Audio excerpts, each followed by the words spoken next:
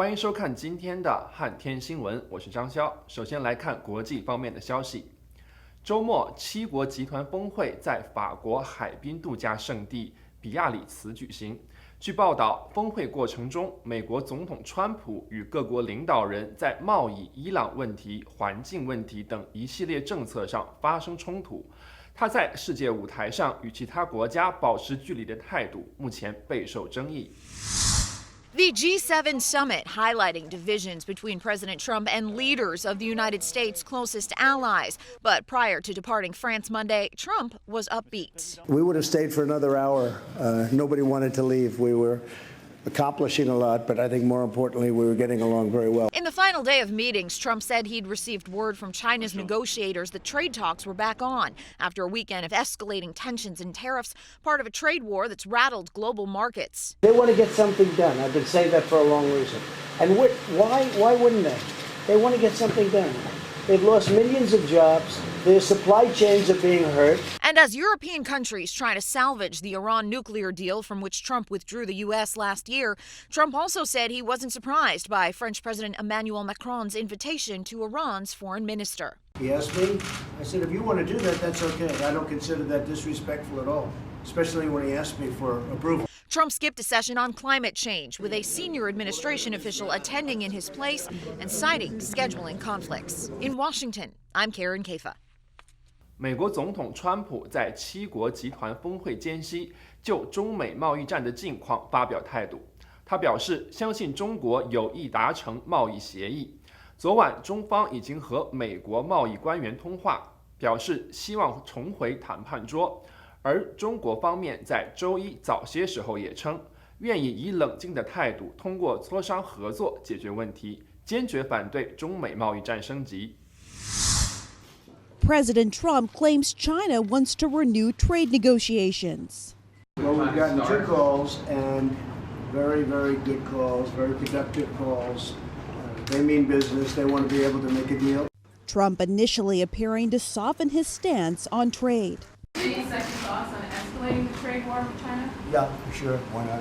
Second thoughts? Might as well. Might as well.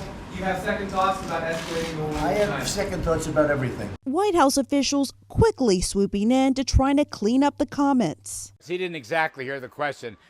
Actually, what he was intending to say is he always has second thoughts, and he actually had second thoughts about possibly a higher tariff response to China. Behind the scenes, American officials complaining the summit was orchestrated to isolate the United States.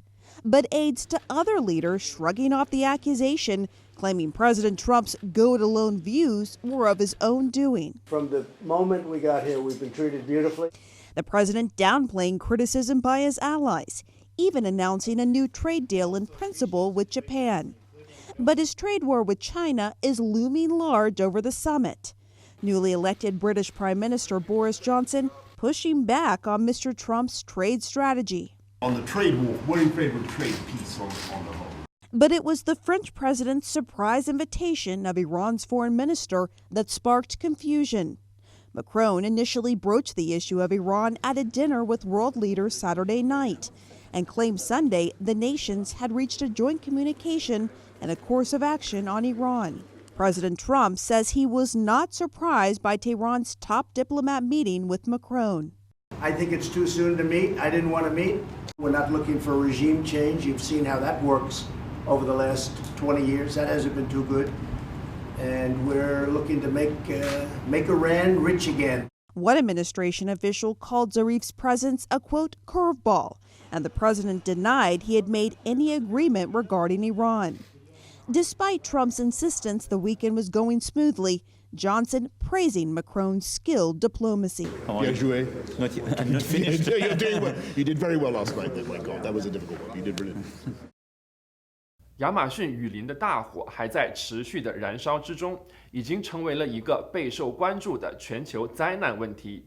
巴西国防部周日表示，该国已经派出超过4万支部队前往雨林进行灭火行动。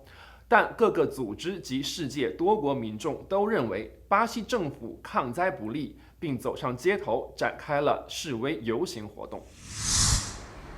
Brazilian President Jair Bolsonaro initially shrugging off these fires, then announcing the deployment of more than 40,000 troops to come to this area and fight the flames. Here in Manaus, a major departing point to the surrounding Amazon, people are anxious. They're waiting to see exactly what these troops are going to do and how quickly they're going to help, because for them, this is not just a story about the environment. For them, this is also a political problem.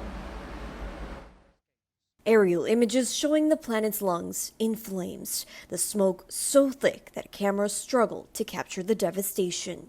This is not just a forest burning, this is almost a cemetery because all you can see is dead. A line of fire continuing to move and expand in some areas, but this weekend G7 leaders vowing to help contain the flames. There is a true convergence to say that we all agreed to help as quickly as possible the countries that were affected by these fires. Brazil's President Jair Bolsonaro announcing the deployment of more than 40,000 troops to the Amazon that will help fight the fires. This after repeated denials that the fires posed a threat to the most biodiverse ecoregion on the planet. For some, the president's actions are long overdue. NGOs in the country blaming Bolsonaro for scaling back on environmental regulations that have likely encouraged deforestation by loggers and ranchers. Right now, with the onslaught of climate change mixed with homesteading and mining and all that contributing deforestation, Brazil is on the verge to lose probably 60% of its remaining habitat within under a decade. And the country's Space and Research Center says they're seeing about 80,000 fires throughout the year burning in Brazil. They say that's an increase of about 80% compared to the year before.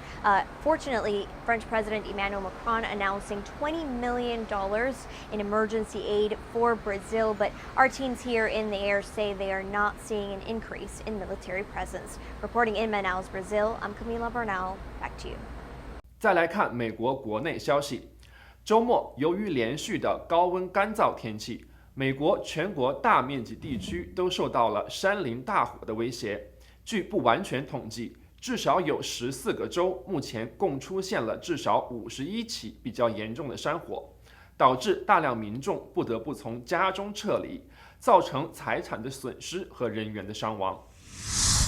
It looked a little bit like a plume on a nuclear bomb, and it was getting bigger. In Northern California, crews are battling a wildfire dubbed the Mountain Fire that has scorched through several homes and buildings. My neighbor's screaming next door because we've been through this before. For people like Johnny Jones, she's lost everything, including her home, for a second time. As soon as we saw how close it was, we just all knew we had to get out. I think the dramatic effect that it has had on lives caused a much more dramatic response. So they were pounding it hard. California is just one of at least 14 states dealing with large wildfires.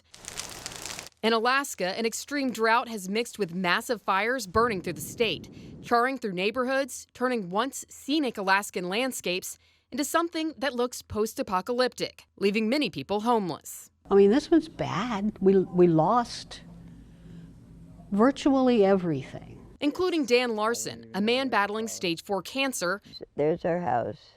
Oh, yeah, what was the house, yeah. Who is now living in a travel trailer with his wife, Sherry.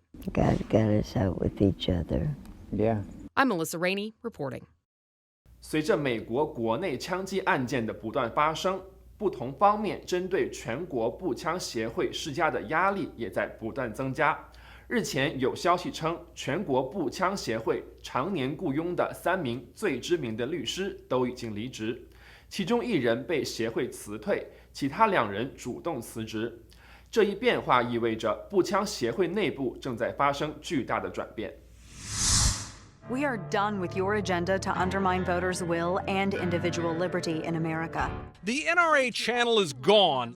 So is a top NRA lawyer, fired with 2 more attorneys tied to the group resigning. The nonprofit's second in command is out, and the raging turmoil of this summer may not be over, as Chief Executive Wayne LaPierre appears to be conducting a purge of all opponents within his group. The Second Amendment is not the government, it's your individual right, and that's what it's all about. The New York Times says the fight truly is about lawyers, guns, and money. Earlier this year, NRA President Oliver North fired a heavy salvo at LaPierre, laced with accusations of lavish spending on clothing, foreign travel, makeup and hair services for his wife, legal fees. And the Wall Street Journal says a plan was even floated for the group to buy him a $6 million mansion. The NRA says the expenses were all valid and the house deal fell apart. But LaPierre accused North of cashing in on an NRA deal with an advertising agency, and North was pushed out. There have been denials all around, lawsuits, and inquiry in New York into the group's tax-exempt status, and plenty of unpleasant headlines. For years, Wayne LaPierre has taken NRA members' money to live the life of a king. Wayne LaPierre is an odious little grifter, and it's time for him to go. But even as some high-profile mass shootings have spurred gun control advocates, LaPierre has rallied his base of support. When President Trump started talking about more extensive background checks for gun purchases, LaPierre called him, and the message changed. It's not the gun that pulls the trigger, it's the person that pulls the trigger. LaPierre, in office for almost 3 decades, knows the truth of the group's finances better than perhaps anyone, whatever that may be. He also has deep ties to the 76-member board of directors, even as 6 have resigned amid the controversy. So when all of these problems sort of spilled out into the open, Wayne LaPierre was in a position to protect himself. Anybody that got in his way is now gone. 周末，美国田纳西州超过2万名 AT&T 的员工走上街头，举行罢工示威游行，抗议公司政策。他们表示，公司给予他们的劳工合同存在不公平的待遇现象，令他们已经无法继续忍受。他们呼吁公司和政府相关部门引起重视。From East Nashville to the streets of downtown and across the state, AT&T workers are walking out on the job. And it's not just in the volunteer state. AT&T workers throughout the Southeast have been taking turns protesting since 11 p.m. Friday. They send somebody to the table that can bargain, that has the right to make a decision. Members of Communications Works of America, otherwise known as CWA, have gone on strike, citing unfair labor practices committed by AT&T management during contract negotiations. So it's very important to our members that we have a fair, equitable contract, and that somebody from AT&T will show up at the table that can make a decision. Local CWA President Deborah Sisko says AT&T allegedly failed to bargain contracts in good faith, while also not sending representatives with the authority to make decisions. She hopes these protests will send a clear-cut message to AT&T representatives. That we're united and that we're strong, and that what we're asking for is for them to send someone to the table that can actually make a decision with the bargaining. The protest includes technicians, customer service representatives, and workers who install equipment and provide support. The strike includes more than 20,000 AT&T workers across 9 states, and they say they'll be here every single day until their demands are met. Reporting in Nashville, Sina Saleem, News Channel 5. 休息一下，马上回来。